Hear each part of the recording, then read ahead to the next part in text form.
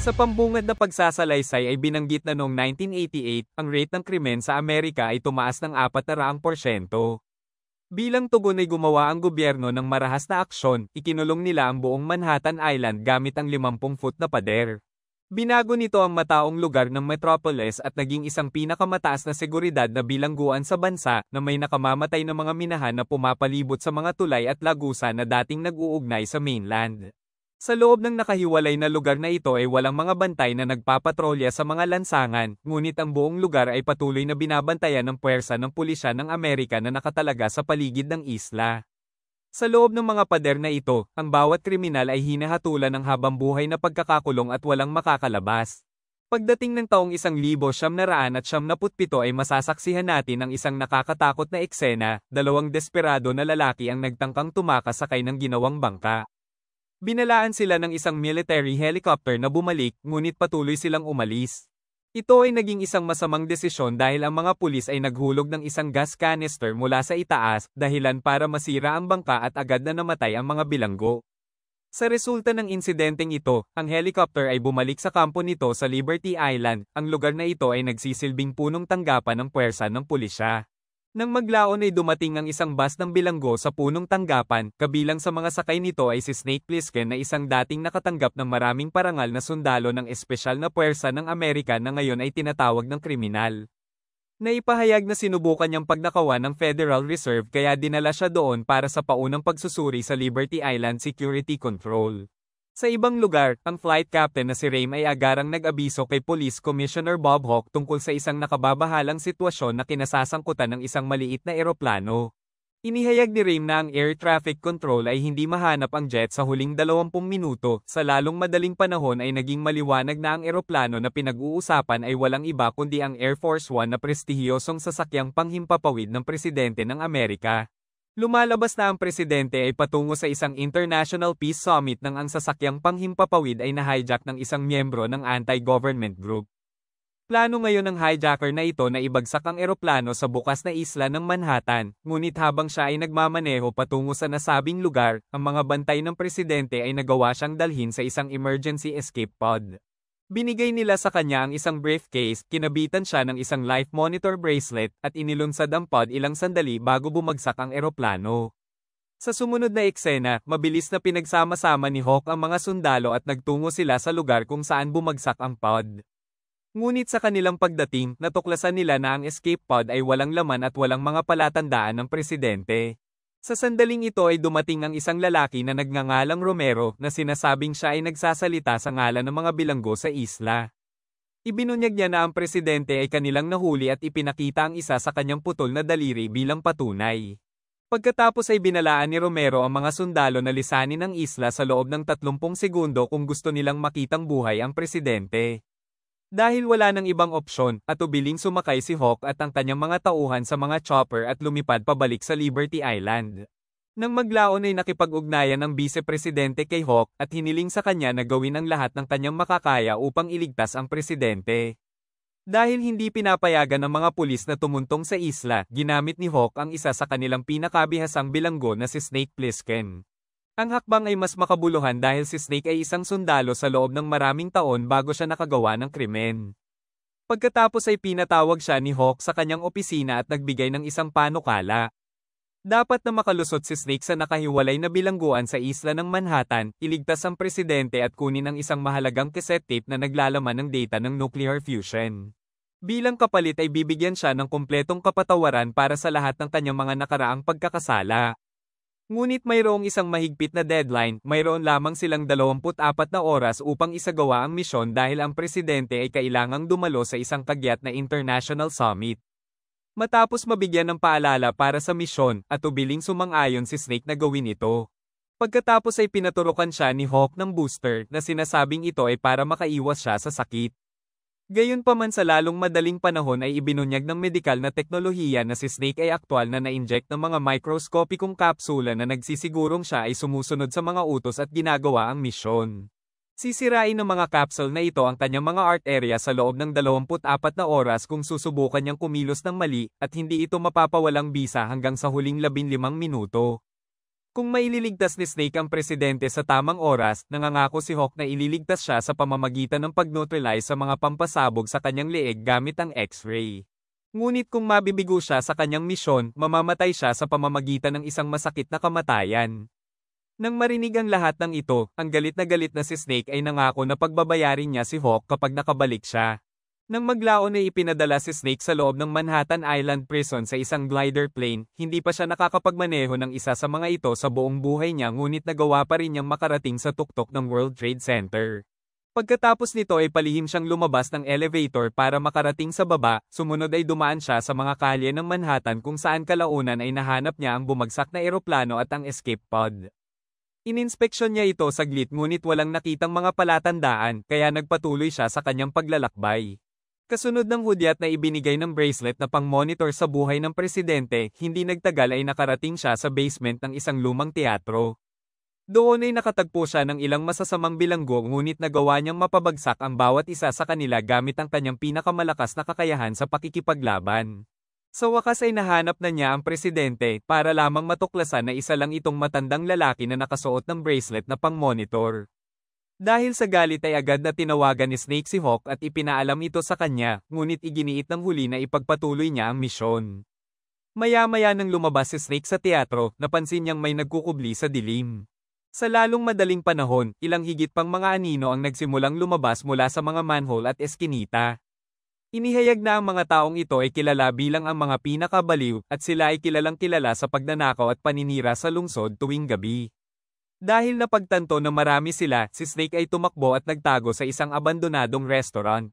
Doon ay nakatagpo siya ng isang natatakot na babae na nagsusumamo sa kanya na tulungan siyang makatakas gayunpaman, hindi nagtagal ay nakarating ang mga baliw sa restaurant at kinaladkad ang babae mula sa ilalim. Napatingin lang si Snake at walang magawa habang sumisigaw ito ng tulong, pagkatapos ay bumalik siya sa mga lansangan kung saan nagkaroon ng matinding habulan. Nang tila mahuhuli na siya, isang palakaibigan na bilanggo na nagngangalang Kabi ang nagpakita sakay ng kanyang taxi. Walang pagdadalawang isip na pumasok si Snake at mabilis na umalis ang dalawa palayo doon. Habang nasa daan ay nag-usap sila at nagtanong si Snake tungkol sa kinaroroonan ng presidente, bilang tugon ay isiniwalat ni Kabi na siya ay ginawang hostage ng Duke ng New York na pinakamatinding crime lord sa isla. Sa sumunod na eksena, ang dalawa ay nagmaneho patungo sa New York Public Library na siyang tirahan ng isang lalaki na nagngangalang Brian. Maliwanag na siya ang pinakamatalinong tao sa Manhattan Island at alam ang lahat ng sagot na kailangan nila. Pagdating doon ay nilapitan sila ng kanyang kasintahan na si Maggie na pinapasok sila sa loob. Nang sa wakas ay nakaharap ni Snake si Brian, nagulat siya dahil lumalabas na ang dalawa ay naging magkaibigan noong panahon nila sa hukbo maraming taon na ang nakalilipas. Pagkatapos ay tinutukan siya ni Snake ng baril sa kahiniling na malaman kung nasaan ang presidente, nag-aatubili na tumugon si Brian na siya ay ginawang bihag ng kilalang leader ng gang na tinatawag na Duke ng New York. Ang napakadelikado na lalaking ito ay namumuno sa isang gang na kilala bilang mga gypsies at matagal na nilang sinisindak ang lungsod, walang sumubok na harapin sila dahil sa kanilang kalupitan at hindi makataong pag-uugali. Inihayag din ni Brian ang tungkol sa intensyon ng Duke para sa pagkidnap sa presidente, gusto talaga niyang tumakas sa 69th Street Bridge na binabantayan ng husto gamit ang presidente bilang proteksyon. Sa sandaling ito ay dumating ang Duke kasama ang kanyang mga tauhan upang kunin ang blueprint ng mga minahan sa tulay. Alam ni Snake na hindi na siya makakakuha ng mas magandang pagkakataon para makapasok sa kanilang kampo, kaya pinilit niya si Brian at ang kanyang kasintahan na si Maggie na dalhin siya sa hideout ni Duke. Pagkatapos ay nagnakaw siya ng sasakyan mula sa isa sa mga tauhan at lahat sila ay umalis palayo doon. Sa kanilang paglalakbay ay nakatagpo sila ng isa pang gang na tinatawag na Skulls na nagsimulang maglunsad ng mga missile sa kanila, ngunit ang grupo sa anumang paraan ay nagawang makatakas ng hindi nasasaktan. Di nagtagal ay nakarating sila sa hideout at doon ay nalaman ni Snake na nakakulong ang presidente sa isang lumang tren. Dahil mauubos na ang oras, tinipon niya ang grupo at bumuo ng isang delikadong ideya.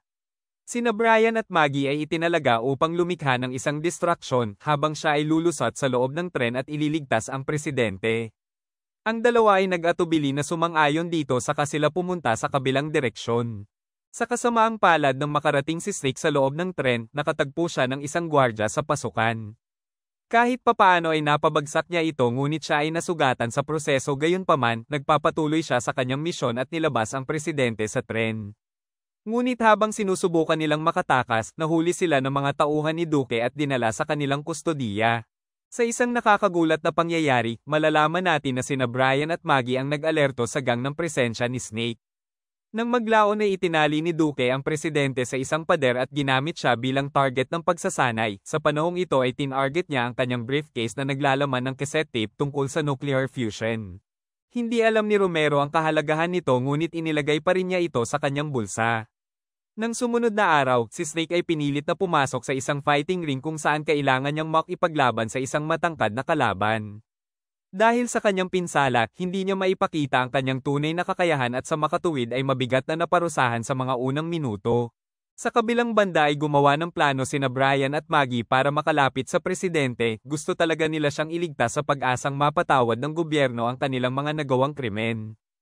Kahit papaano ay nakapasok ang mag-asawa sa silid kung saan pinapanatili ang presidente, pagkatapos ay sunod-sunod nilang pinatay ang grupo ni Romero gamit ang isang baril na may silencer. Nang patay na ang lahat, pinalaya ng mag-asawa ang presidente at tumungo sa tuktok ng World Trade Center kung saan nananatili ang sinakyan ni Snake na glider. Pagbalik sa fighting ring, si Snake ay nakatanggap ng isang malakas na atake mula sa kanyang malaking kalaban. Ngunit gamit ang kanyang mabilis na isip at reflexes, kahit papaano ay nagawa niyang talunin ito gamit ang isang pag-atake sa ulo.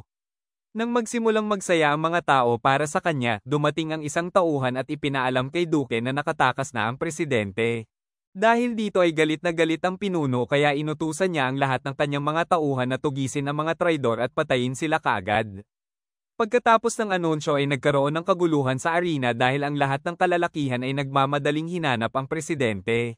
Sinamantala ni Snake ang pagkakataong ito para makatakas at hindi nagtagal ay naabutan niya sina Brian, Maggie, at ang presidente sa tuktok ng World Trade Center. Gayunpaman bago sila makatakas ay itinulak ng ilang bilanggo ang kanilang glider palabas ng bubong, dahilan para masira ito. Ngayon habang ang isang buong hukbo ay hinahabol sila, ang grupo ay nagmamadali na pumunta sa lansangan kung saan sa kabutihang palad ay naghihintay sa kanila si Cabby. Habang paalis ang grupo doon, walang humpay silang hinahabol ni Duque at ng kanyang gang. Sa gitna ng kaguluhan, hindi inaasahang ibinunyag ni Cabby na hawak niya ang nuclear tape dahil nakipagpalit pala siya kay Romero kanina. Nang makita ito ay iginiit ng presidente ang kanyang awtoridad na hinihiling na ibigay nila ang tape sa kanya. Gayunpaman, kinuha ito ni Snake upang matiyak na may kontrol siya sa mapanganib na sitwasyong ito. Ngayon na may 23 minutes na lang bago matapos ang oras, pinangunahan ni Snake ang grupo patungo sa tulay. Wala sa kanya ang mga blueprint sa mga minahan na naroroon, ngunit hindi rin siya maaaring umatras sa mahalagang sandali na ito. Sa kasamaang palad nang nakarating na sila sa malayo, ang kanilang taxi ay tinamaan ng isang mina. Nagresulta ito sa isang malaking pagsabog na tumapos sa buhay ng kawawang si Cabby. Sa kabila ng pangyayari, determinado ang natitirang pangkat na samahan na ligtas ang presidente habang naglalakad. Ngunit dumaan muli ang isang trahedya nang nakatapak si Brian sa isang mina dahilan para magkapinsala siya ng malala, kasabay nito ay makikita natin ang Duque at ang kanyang mga tauhan na nagmamadali patungo sa tulay. Bagamat ilang oras na lang bago pumanaw si Brian, hindi siya magawang iwan ni Maggie. Sa makatuwid ay nanatili siya sa tabi niya at sinubukan na mapabagal ang mga masasamang tao sa pamamagitan ng pagbaril sa kanila, ngunit agad siyang sinagasaan ni Duque na pinatay siya sa lugar. Sa kabila ng mga pagkamatay, nagpatuloy si Snake at ang presidente at kalaunan ay nakarating sa mataas na pader na nasa pagitan nila at ng ligtas na lugar. Binuhat ng mga gwardya ang presidente, ngunit noong si Snake na ang aakyat ay biglang dumating si Duque at nagkaroon sila ng matinding laban. Sa puntong ito ay malubhang nasugatan ang ating bida at ilang minuto na lang ang natitira sa oras, ngunit nang tila mamamatay na siya ay binaril ng presidente si Duque mula sa itaas gamit ang kanyang machine gun. Kasunod nito ay agad na dinala si Snake sa itaas ng pader, pagkatapos ay dini-activate ng isang doktor ang mga pampasabog sa kanyang leeg na may natitira pang ilang segundo sa orasan. Nangangahulugan ito na si Snake sa wakas ay isa ng malayang tao, maya-maya ay binigay niya ang tape sa presidente bago humiwalay ng landas. Nang maglaon sa kanyang talumpati ay iniabot ng presidente ang tape sa summit, ngunit nang ito ay pinatugtog sa harap ng buong madla ay isang record ng mixtape ni Cabby ang naririnig. Nagulat ang lahat at napagtanto ng presidente na siya ay naloko. Sa ibang lugar ay makikita natin si Snake na naglalakad sa lansangan at naninigarilyo. Sa oras na iyon ay sinira niya ang tape na naglalaman ng data ng nuclear fusion at doon na natapos ang pelikula. Salamat sa panunood. Para lagi kayong updated sa susunod na kwento, mag-subscribe at siguraduhin na naka-on ang notification bell. Ingat!